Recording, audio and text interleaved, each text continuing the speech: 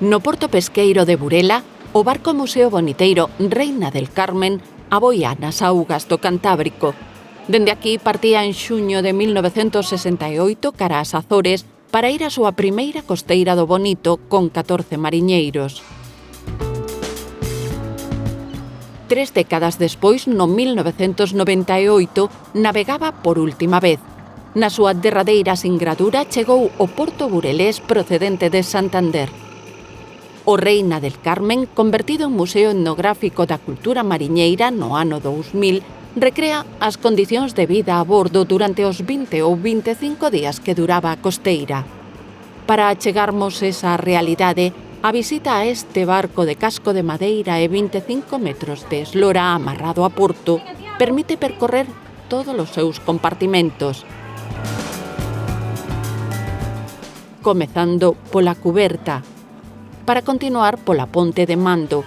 Este centro de operacións do barco conserva os instrumentos de navegación, comunicación e situación coa tecnoloxía máis avanzada dos anos 60. Na sala de máquinas, todos os equipos mecánicos, eléctricos, electrónicos e hidráulicos funcionan perfectamente, incluídos os motores principais e auxiliares. Outra das estancias principais do barco museo que manteñen o seu estado orixinal son os camarotes. O do patrón, con zonas de descanso e traballo no que se gardan as cartas náuticas. E os do resto da tripulación, mariñeiros e oficiais. A cociña e o cuarto de baño tamén estaban deseñados para facilitar a vida e o traballo na mar.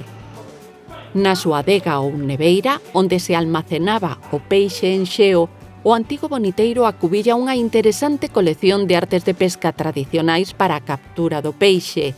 A usada polos mariñeiros, a cacea ou curricán, é a que mellor garante a calidade do bonito.